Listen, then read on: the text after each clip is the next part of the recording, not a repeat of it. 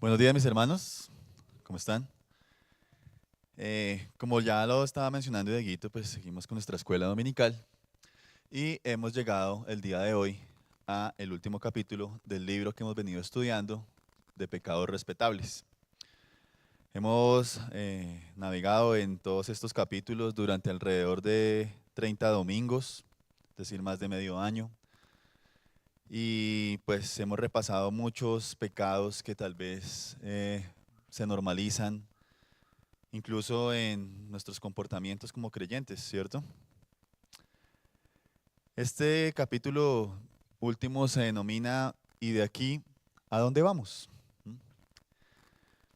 Entonces, mis hermanos, pues para empezar, oremos. Una vez más dispongamos todo esto en las manos de nuestro buen Dios. Señor, Padre de la Gloria, te damos gracias porque nos podemos reunir de nuevo un día tuyo como congregación, como iglesia. Estamos aquí, Padre Santo, no por nuestros méritos, no por nuestro esfuerzo. Sabemos que si estamos aquí es por tu gracia, por tu pura gracia, Señor. Por ello te agradecemos grandemente, porque podemos venir aquí a unirnos como hermanos, como iglesia, buscando, Señor, de tu gracia, de esa misericordia que es nueva cada mañana, buscando conocerte más, que podamos glorificarte a través de todo este servicio, que podamos honrar tu nombre, exaltarte, porque de eso se trata lo que hacemos aquí, Señor.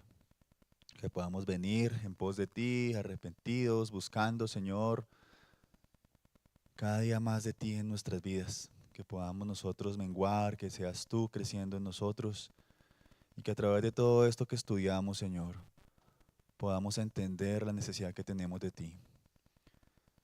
Que no veamos estas escuelas o estos estudios como algo pasajero, tal vez como una buena enseñanza, sino que seamos nosotros conscientes, intencionales en buscar y encontrar, Señor, allí las verdades que hay en tu evangelio, ver la necesidad que tenemos nosotros de ti, ver la dureza de nuestro corazón, ver la maldad que hay aún en nosotros, Señor, y que podamos correr hacia ti buscando de ese perdón que solo tú das, nuestro buen Rey. Gracias, mi Señor, porque hoy estamos aquí y podemos clamar a ti una vez más. En el nombre de Cristo Jesús oramos. Amén y amén. Entonces, mis hermanos, con este último capítulo, como les comento, denominado ¿Y de aquí a dónde vamos? Pues la intención hoy es tocar diferentes temas que ya hemos visto, o más bien aplicar algunas cosas de las que ya hemos visto y verlo en 5 puntos. ¿Mm? Entonces, como les mencionaba, durante este estudio hemos hablado de varios pecados, ¿cierto? De muchos pecados que nosotros toleramos, tal vez los dejamos pasar, tal vez muchas veces inclusive nos justificamos o nos autoconvencemos de que, pues, que no es pecado. ¿Mm? Algunos pecados como orgullo, como ansiedad, como crítica, la falta de dominio propio, envidia, ira, chisme, mundanalidad, que la vimos la clase pasada, por ejemplo. ¿Mm? A través de todo esto, aquellos tal vez que leímos el libro y seguimos también todas estas escuelas bíblicas juiciosamente, puede ser que al escuchar todo esto haya sido tal vez doloroso para nosotros, ¿cierto? Y aquí en esto pues me uno al autor, que nos dice que espera que haya sido así, que haya sido doloroso, ¿sí? Porque ¿qué significa esto? Significa que cada uno de nosotros hemos sido lo suficientemente honestos y humildes pues para aceptar que algunos de esos pecados, ojalá no todos, pero algunos de esos o la mayoría están aún en nosotros, ¿cierto? Y vuelvo y menciono, la pregunta final acá es, bueno, ¿y de aquí a dónde vamos? ¿Mm? Quiero que algún hermano, y vamos a estar navegando por varios pasajes de la Escritura para que tengan ahí sus Biblias abiertas, para que me ayuden a leer Primera de Pedro 5:5. Este va a ser como el texto clave de este cierre de esta escuela. Primera de Pedro 5:5.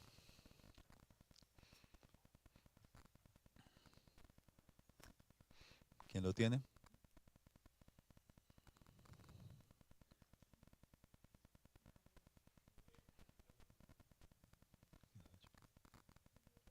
Bueno, la de Wilmer y ya. Sí, dale. Primera de Pedro 5:5. ¿Sí? Ajá, pucha. Ah, bueno, School versión School.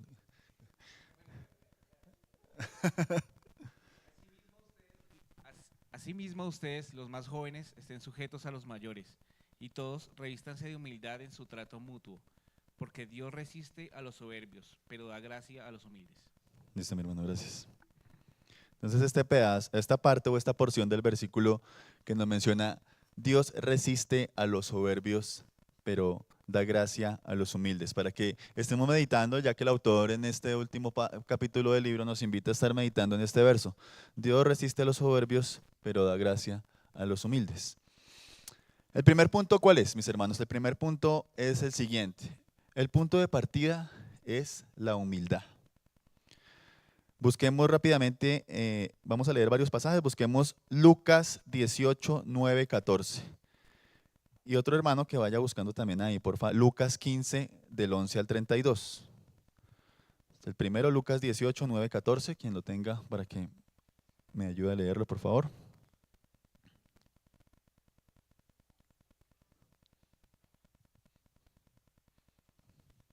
El segundo es Lucas 15, del 11 al 32.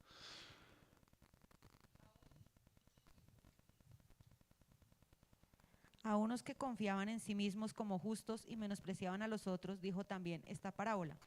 Dos hombres subieron al templo a orar, uno era fariseo y el otro publicano.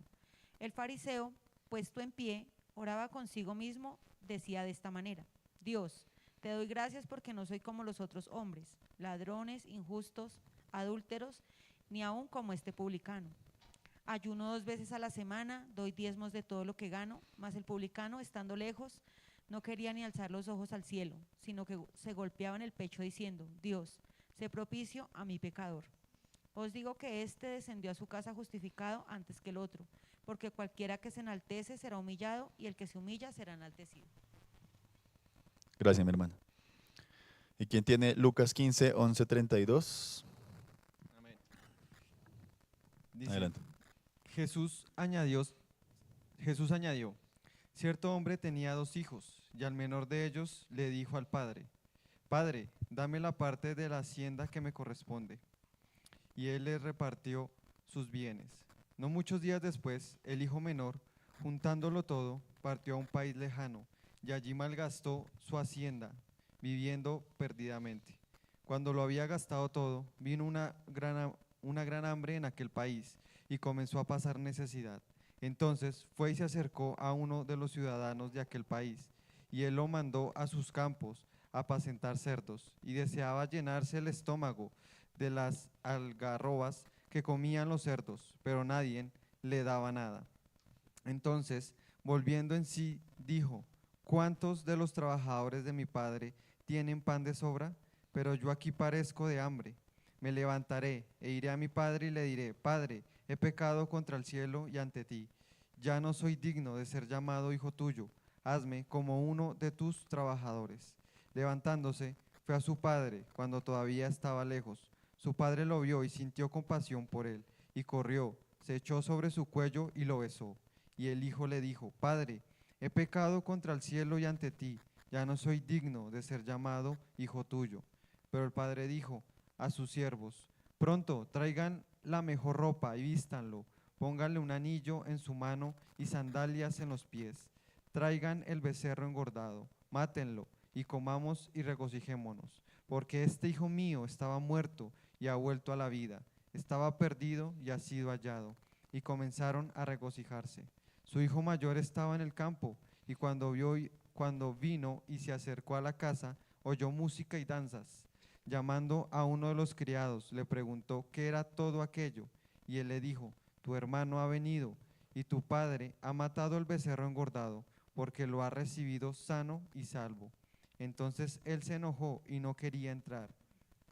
Salió su padre y le rogaba que entrara, pero él le dijo al padre: Mira, por tantos años te he servido y nunca he desobedecido ninguna orden tuya, y sin embargo nunca me has dado un cabrito para regocijarme con mis amigos. Pero cuando vino este hijo tuyo, que ha consumado tus bienes con rameras, mataste para él el becerro engordado.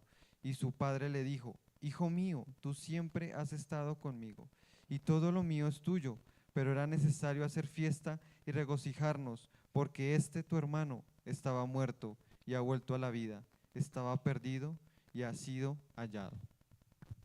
Gracias, mi hermano. Acá en estas parábolas que habla el Señor Jesús, pues vemos varios personajes, ¿no? En la primera veíamos al publicano, al recaudador de impuestos y al fariseo. Bien sabemos nosotros que aquellos publicanos o recaudadores de impuestos pues eran totalmente repudiados por los mismos, los judíos, ¿sí?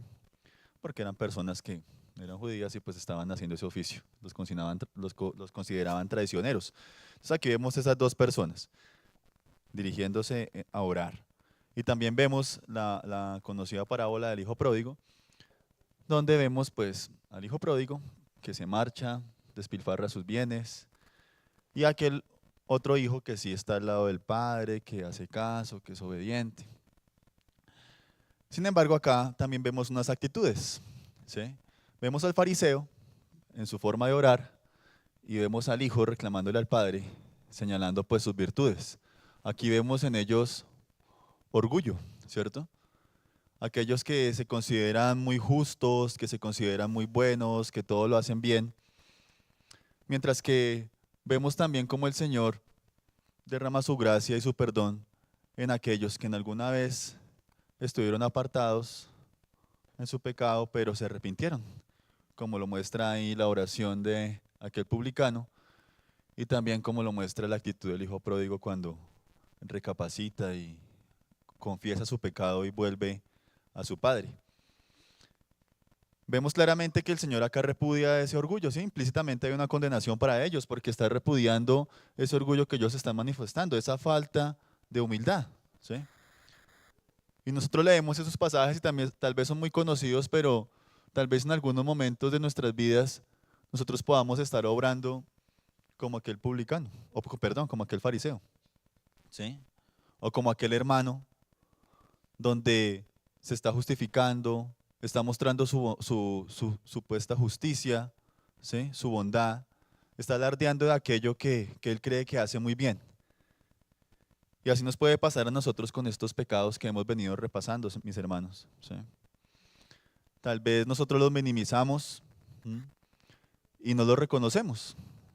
Y ahí es donde estamos hablando de aquella humildad que es el punto de partida. Si no la tenemos, nosotros vamos ahí a no poder reconocer esos pecados y vamos a seguir en ese camino de aquellos pecados que tal vez estemos practicando y que, como ya hemos visto y detallado cada uno de ellos, pues que no van a traer ningún bien a nuestras almas. Algunas preguntas les quiero dejar sobre esta parte para que cada uno las medite y reflexionemos en ellas. Primera pregunta, ¿en qué áreas tiendo a justificar mi actitud? ¿Sí? Por ejemplo, lo hablaba yo cuando enseñé sobre el dominio propio y lo hablaba en un ejemplo que es muy común cuando usted está en el tráfico conduciendo y a alguien le cierra y demás, ¿usted cómo reacciona? ¿Sí? Y pues usted se va a justificar porque lo hizo tal persona, no, es que fue la culpa del otro y entonces yo dije eso porque exclamé de pronto cierta palabra, tal vez una grosería, por ejemplo. Otra pregunta, ¿me comparo con otros para sentirme más espiritual? De pronto yo al momento de pecar y que sea confrontado, entonces encuentro cómo justificarme diciendo, no, pero es que yo no soy tan malo como aquel o no lo hago de esta forma como el otro. Y otra pregunta, ¿reconozco con facilidad mi pecado? ¿Sí? ¿Qué tan fácil llego yo a encontrar esos pecados en mí y reconocerlos? ¿Mm? Entonces ese primer punto, el punto de partida es la humildad, tengámoslo ahí presente. Segundo punto, el amor de Cristo es el motor del cambio. Alguien que me ayude leyendo Lucas 7, del 36 al 50. Lucas 7, del 36 al 50.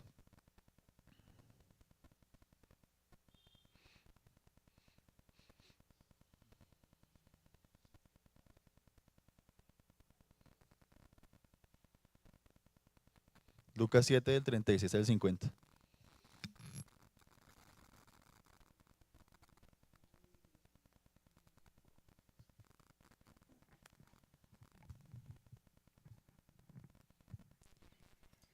Uno de los fariseos rogó a Jesús que comiese con él, y habiendo entrado en casa del fariseo, se sentó a la mesa. Entonces una mujer de la ciudad, que era pecadora, al saber que Jesús estaba en la mesa en casa del fariseo, trajo un frasco de alabastro con perfume, y estando detrás de él a sus pies, llorando, comenzó a regar con lágrimas sus pies, y los enjuagaba con sus cabellos, y besaba sus pies y los ungía con el perfume. Cuando vio esto el fariseo que le había convidado, dijo para sí: Este, si fuera profeta, conocería quién y qué clase de mujer es la que le toca, que es pecadora. Entonces respondiendo Jesús le dijo: Simón, una cosa tengo que decirte. Y él le dijo: Di, maestro.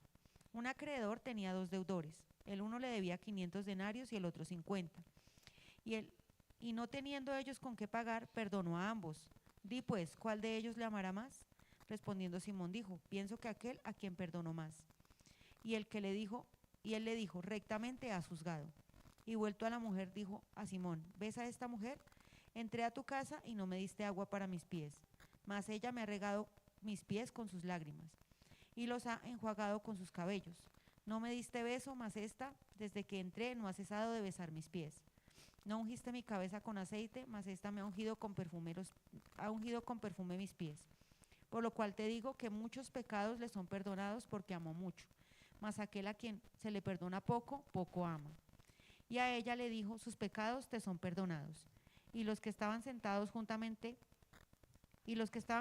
sentados a la mesa comenzaron a decir entre sí: ¿quién es este que también perdona pecados? Pero él dijo a la mujer: tu fe te ha salvado, ve en paz.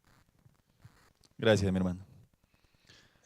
Otro relato conocido, muy conocido por todos nosotros, ¿sí? Y acá vemos claramente cómo el Señor, a través de otra parábola, habla y le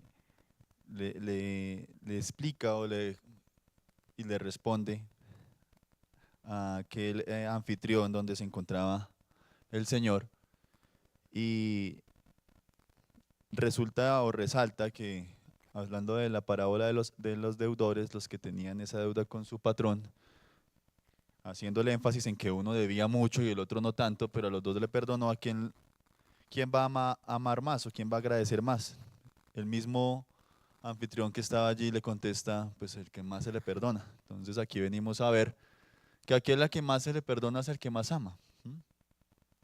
Y al que poco ama, pues en teoría es poco perdón.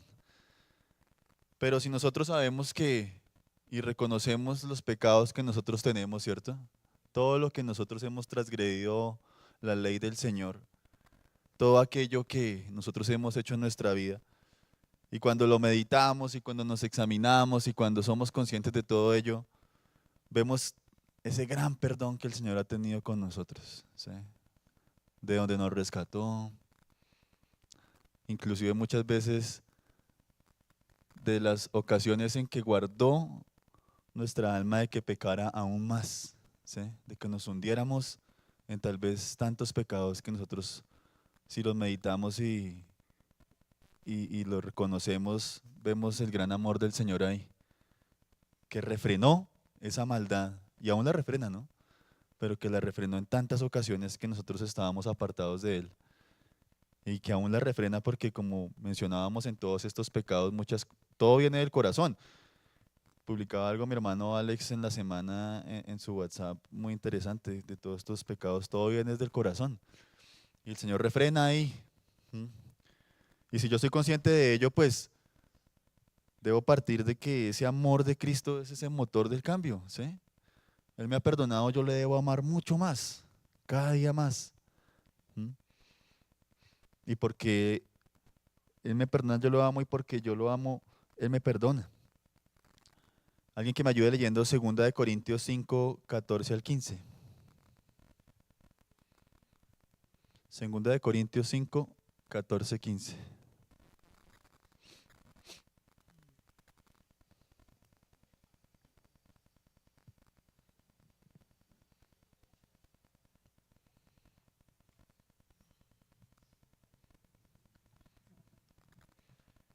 Pues el amor de Cristo nos apremia habiendo llegado a esta conclusión, que uno murió por todos, por consiguiente todos murieron. Y por todos murió para que los que viven ya no vivan para sí, sino para aquel que murió y resucitó por ellos. Gracias, mi hermano. Aquí vemos también en otra versión, en el verso 14, el amor de Cristo nos constriñe, ¿sí? Entonces, nosotros leemos, nos constriñe, bueno, ¿a qué hace referencia esa palabra? La palabra en el griego es un hecho, ¿sí? Significa que el amor de Cristo actúa como una fuerza interna poderosa que nos impulsa, motiva, controla o apremia a cada uno de nosotros como creyentes a vivir para Él, ¿sí? No es por obligación externa, sino por gratitud, gratitud hacia el Señor. Entonces esa es una fuerza poderosa que nos impulsa, ¿sí? Ese amor que nos constriñe. Si usted usa constriñe en el significado es algo como que obliga, ¿no? Pero aquí claramente vemos que es esa fuerza poderosa que impulsa, que nos motiva, que nos controla, que es algo no externo, es algo interno, ¿sí? Entonces, ese amor de Cristo es primordial para nosotros realmente poder tener un arrepentimiento. Ese amor que el Señor nos da es el motor que orienta la vida cristiana. Ese constriñe habla de un impulso motivador. Entonces, es esa fuerza que nos mueve a actuar, ¿sí? Tal como Pablo era motivado a predicar, entonces una relación ahí con esa fuerza que nos mueve a actuar. Como enfoque de vida, este amor nos apremia a no vivir para nosotros mismos, sino más bien para aquel que murió y resucitó por nosotros. Una convicción interna viene aquí, no es una obligación forzada, como lo mencionaba, es una respuesta interna a la convicción de que Cristo murió por nosotros.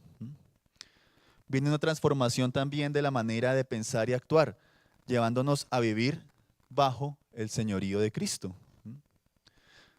En resumen, con esta parte, el amor de Cristo es una influencia tan potente, mis hermanos, que nos sujeta, nos guía y nos dirige, haciendo que la entrega hacia Él sea la única respuesta lógica y voluntaria.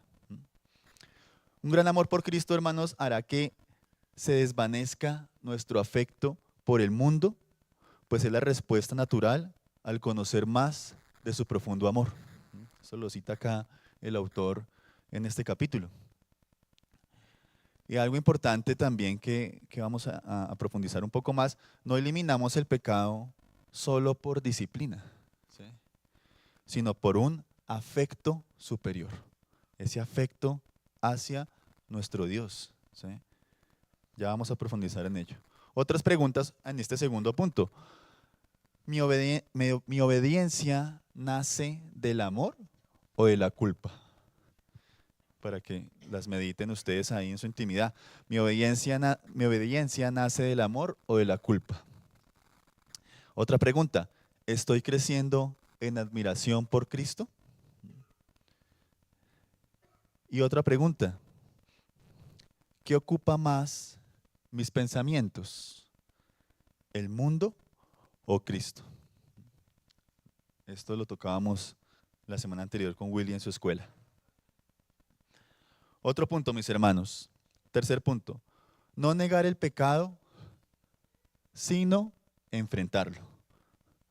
No negar el pecado, sino enfrentarlo. Dice aquí el autor, el peor de los pecados, hablando en este contexto en términos prácticos, ¿cuál puede ser? Es negar que esos pecados sutiles existen en nuestra vida, ¿sí? Aquí retomamos el primer punto, humildad. Debo ser humilde para reconocer mi pecado. ¿Qué debo hacer primero? ¿Sí? Pues reconocerlo.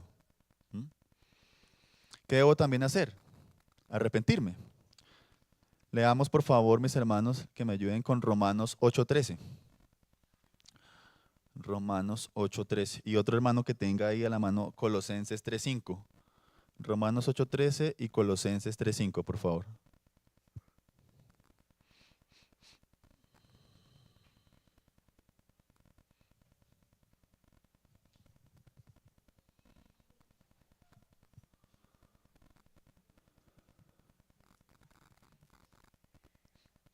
Porque si ustedes viven conforme a la carne, habrán de morir, pero si por el Espíritu hacen morir las obras de la carne, vivirán. Gracias, Lili. Y Colosenses 3:5. Mortificad pues vuestros miembros que están sobre la tierra, fornicación, inmundicia, deleite carnal, mala concupiscencia y avaricia, la cual es servicio de los ídolos. Gracias, Leo. Entonces aquí venimos, reconocer el pecado, ¿sí? Arrepentirnos de ese pecado, hacer morir ese pecado, ¿sí? Lo veíamos ahí en estos pasajes, claramente está ahí expresado. Romanos 8:13, ¿qué nos dice? Nos advierte que vivir dominado por la naturaleza pecaminosa, se le llama la carne, lleva a la muerte espiritual, ¿cierto? Pero mediante el Espíritu Santo, se pueden mortificar tales obras para vivir. Aquí hay un llamado para que nosotros como creyentes venzamos el pecado usando el poder divino, no nuestra propia fuerza. Entonces tengamos bien presente eso, y yo sé que lo hemos repetido muchas veces y lo hemos hablado, pero es algo que nosotros nos debemos repetir diariamente. Tal vez nosotros reconozcamos algo en nosotros, pero queremos muchas veces hacerlo por nuestras propias fuerzas, ¿cierto? Hablando acá del pecado. Nos pasa en muchas áreas de nuestra vida, pero hablando acá del pecado. Lo primero es reconocer, arrepentirnos y hacer morir, pero tener presente en nuestra mente, en nuestro corazón, que nosotros dependemos es de el Espíritu Santo, de la obra del Señor en nosotros, ¿sí? Dependemos del Espíritu Santo. Otra cosa importante también es repasar. Entonces, de pronto algunos de nosotros hemos estado repasando todos estos pecados, los hemos visto en toda esta escuela, ya ha pasado, como les mencionaba, más de 30 domingos que hemos estado sumergidos en este libro. Y como nosotros somos tan buenos para olvidarnos de todo, ¿cierto? Pues debemos estar repitiéndonos y repasándonos las cosas. Algo importante, pues, vuelvo e insisto, repasar los pecados que hemos estudiado, orar por ello, ¿sí? Para ver qué hay en nosotros. Entonces los vamos a repasar. El capítulo 7 trató de la impiedad. También vimos la ansiedad y la frustración. Vimos también la falta de contentamiento. También vimos la ingratitud, ¿sí? Y dentro de la ingratitud, un punto importante aquí, la gratitud en las circunstancias difíciles, ¿sí? En el capítulo 11 vimos el orgullo. Dentro del orgullo vimos la autojustificación moral, el orgullo por la doctrina correcta, el orgullo por los logros, un espíritu independiente. En el capítulo 12 vimos el egoísmo. Dentro del egoísmo vimos nuestros intereses, nuestro tiempo, nuestro dinero que hemos venido hablando mucho en estos últimos domingos, en la asamblea, desconsideración. En el capítulo 13 que vimos, falta de dominio propio, que lo abordé yo, comida y bebida, vimos ahí, el carácter, economía personal, televisión, pasatiempos, compras compulsivas. En el capítulo 14 que vimos, impaciencia e irritabilidad. En el capítulo 15, la ira. Y dentro de esto vimos ira contra Dios, ¿sí? Capítulo 16, consecuencias de la ira. Dentro de esto vimos resentimiento, amargura, enemistad y hostilidad, contención. Capítulo 17 que vimos, el juzgar a los demás. Dentro de esto, ¿por qué? Por convicciones opuestas, por desacuerdos doctrinales, un espíritu de crítica. En el capítulo 18 que vimos, envidia, celos y pecados similares. Entonces vimos envidia, celos, competitividad, control. En el capítulo 19 lo tenemos más fresquito, los acabamos de ver, los pecados de la lengua. ¿Qué vimos? El chisme, la calumnia, la mentira, palabras ásperas, sarcasmos, insultos, ridiculizar. Capítulo 20, lo vimos hace 8 días, la mundanalidad, sobre el que lo abordamos, sobre el dinero, la idolatría, la inmoralidad vicaria, dice acá. Vimos toda esta lista, mis hermanos. Entonces aquí, algo importante, de no negarlo, enfrentar el pecado. Oremos por ello, mis hermanos, oremos para que el Señor nos permita ver qué pecados de esos pueden haber en nosotros, ¿cierto? ¿Qué puede haber allí y qué necesitamos nosotros trabajar y con la ayuda del Señor y del Espíritu Santo, pues apartarnos de ello. Cuarto punto, buscar ayuda y rendir cuentas. Buscar ayuda y rendir cuentas. Aquí ya hemos entonces hecho un autoexamen en oración, pidiéndole al Señor que traiga a nosotros esa convicción. Y tal vez usted ya se haya convencido de que hay varios de esos pecados en su vida. ¿Qué podemos hacer también? Aquí el autor pues nos da esta recomendación. Pedir a alguien cercano que evalúe nuestra vida con honestidad. ¿Sí? Entonces, ¿a quién? A alguien cercano, ¿no? Dice ahí.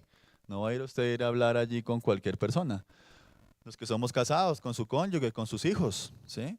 Con una amistad, amigo piadoso, ojalá aquí en la congregación.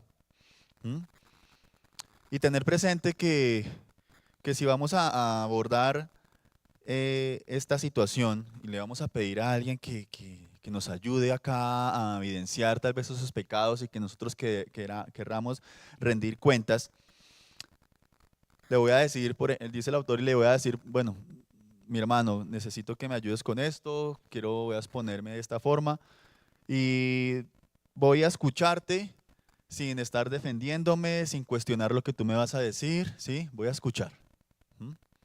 Porque fácilmente de pronto alguien me está diciendo algo y yo lo primero que voy a hacer, a intervenir y a defenderme o justificarme. No, voy a escuchar sin defenderme y sin cuestionar.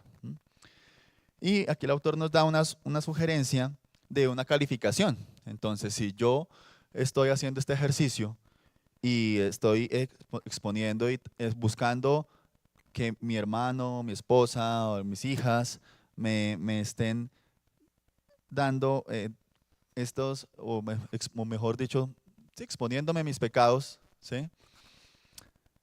También calificarlo como en unos puntos. Por ejemplo, digamos un ejemplo, algo de la ira. Entonces, podemos verlo como, ¿no tienes este problema? ¿O es un problema esporádico que se está presentando? ¿Sí? ¿O es un problema frecuente? ¿O es una característica de tu vida? ¿Sí? Como cuando hacemos esas evaluaciones que dice totalmente de acuerdo, en desacuerdo, algo así. ¿No tienes problema? ¿Es un problema esporádico? ¿Es un problema frecuente? ¿O es una característica de tu vida? ¿Sí? Entonces aquí ya vamos a tener algo más, como un ranking ahí de cómo estoy yo, cómo me ven aquellos que me rodean y me conocen en cuanto a estos pecados.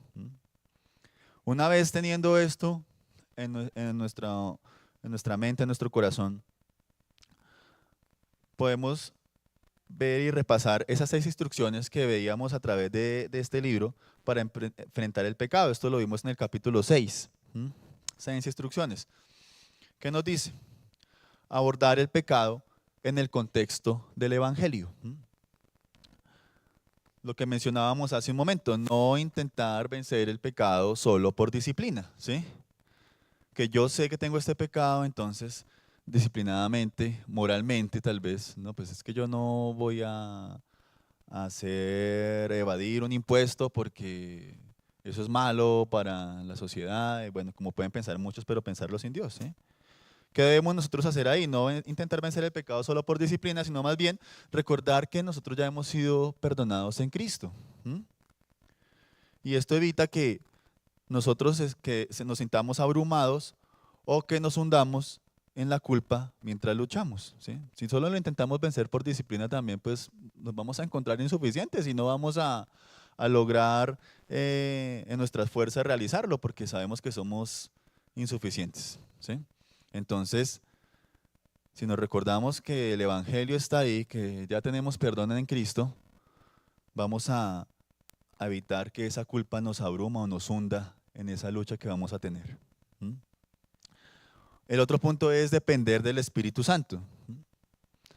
La victoria no viene de la fuerza de la voluntad humana, lo veíamos también. Debemos pedir activamente el deseo y el poder divino para que podamos dominar nuestras pasiones y nuestras debilidades. Entonces recordar que el Espíritu Santo es aquel que obra en nosotros y nos da la fuerza y la convicción y las herramientas para poder tener victoria en esto. Reconocer y puntualizar el pecado. ¿Sí? no usar términos vagos, identificar específicamente cuál es ese pecado respetable, ¿sí? Si es la ira, si es el chisme, por ejemplo, si es la impaciencia, ¿sí? Ese pecado respetable que nosotros estamos permitiendo en nuestra vida. Hay que puntualizarlo, hay que tenerlo claro.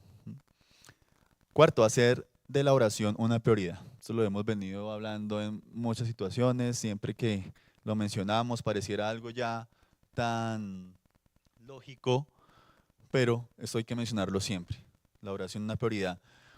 Utilicemos la oración no solo para pedir perdón, sino también como una herramienta constante para pedir fortaleza antes de que surja la tentación, ¿sí? Antes de que surja la tentación, siempre en oración, pidiendo fortaleza. Quinto punto, memorizar y aplicar la escritura. Memorizar y aplicar la escritura. Para ello, ¿qué tenemos que hacer? Leer la escritura, ¿cierto? Ir a la palabra, leerla, meditarla, para poderla memorizar y aplicarla en nuestras vidas. La palabra de Dios es el medio principal para que podamos examinar ese corazón y discernir las intenciones pecaminosas ocultas. Y sexto, involucrar a otros creyentes. Buscar compañeros de milicia.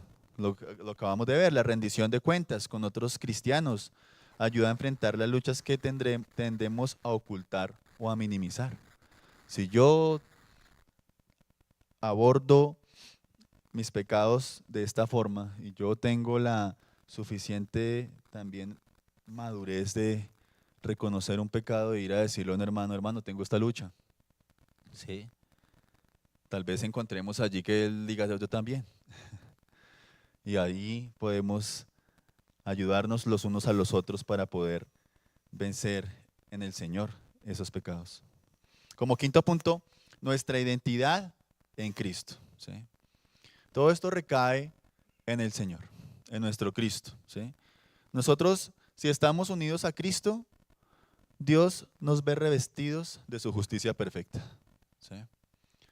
Vemos en pasajes de la palabra que somos blancos como la nieve, no porque nosotros nos hayamos santificado, purificado, es porque el Señor nos ve así a través del sacrificio que hizo su Hijo en la cruz por nosotros.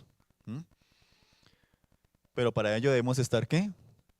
Unidos a Cristo, ¿sí? Unidos a Cristo.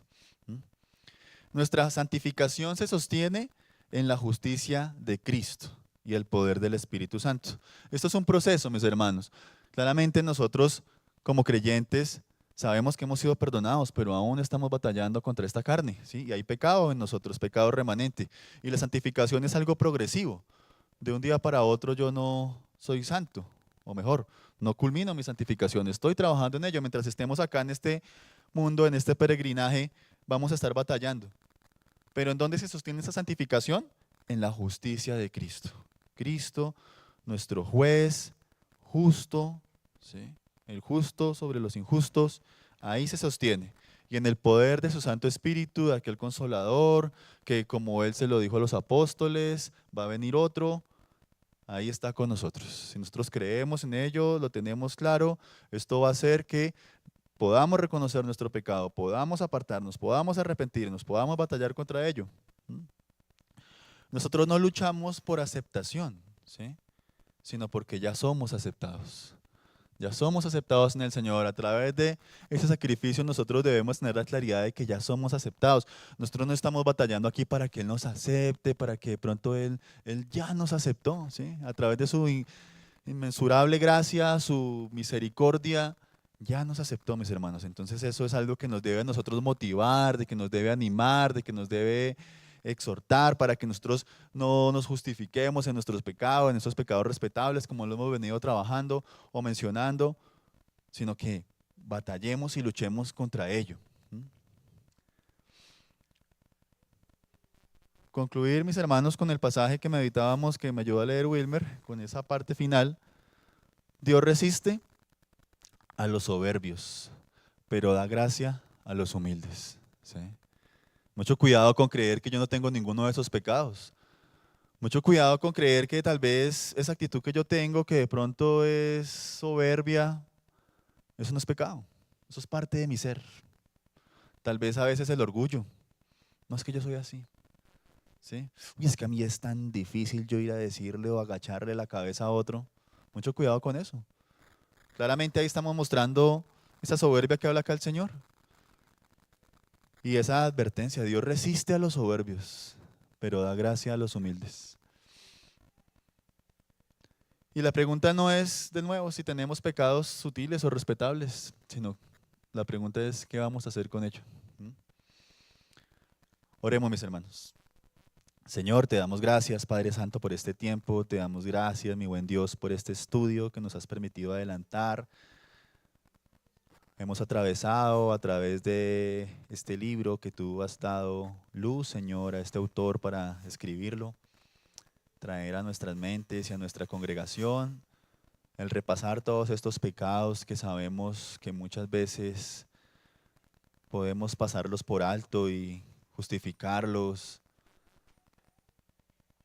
y creer, Señor, que tal vez son actitudes nuestras que no entorpecen nuestra comunión contigo, Señor, y con nuestros hermanos, pero bien sabemos que cuando nos examinamos y entramos a ti, al trono de la gracia, vemos cuán dañinos son para nuestra alma. Ayúdanos, Señor, a arrepentirnos genuinamente, a acudir al poder de tu Santo Espíritu en nosotros, ir a la oración, ir a tu palabra, para que podamos ser examinados, exhortados y podamos tener ese convencimiento y ese arrepentimiento. Señor, ayúdanos a ser humildes y que podamos ir a otros hermanos a rendir cuentas, a caminar juntos con otros para que podamos crecer en ti, Señor. Esto no es una tarea individual, no es una carrera para cada uno solo, Señor. Nos necesitamos los unos de los otros porque tú así lo has formado, Señor. Tú eres nuestra cabeza, nosotros el cuerpo.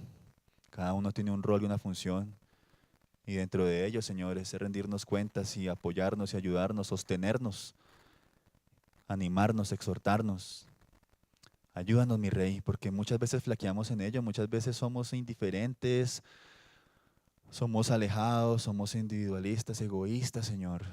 No miramos al hermano, no miramos las necesidades que hay y nos dejamos llevar por todos estos pecados que nos apartan de ti y nos pueden llevar a pecados más grandes y más graves o escandalosos como los mencionamos, Señor. Ayúdanos, mi Rey, en este tiempo a meditarlo en semana, nuestras oraciones, nuestros devocionales. Ya terminamos este tema, pero que sea algo que quede en nuestro corazón, en nuestro entendimiento y que lo trabajemos, Señor, como congregación, cada uno también. Gracias, mi Rey, por este tiempo, mi buen Dios. En el nombre de Cristo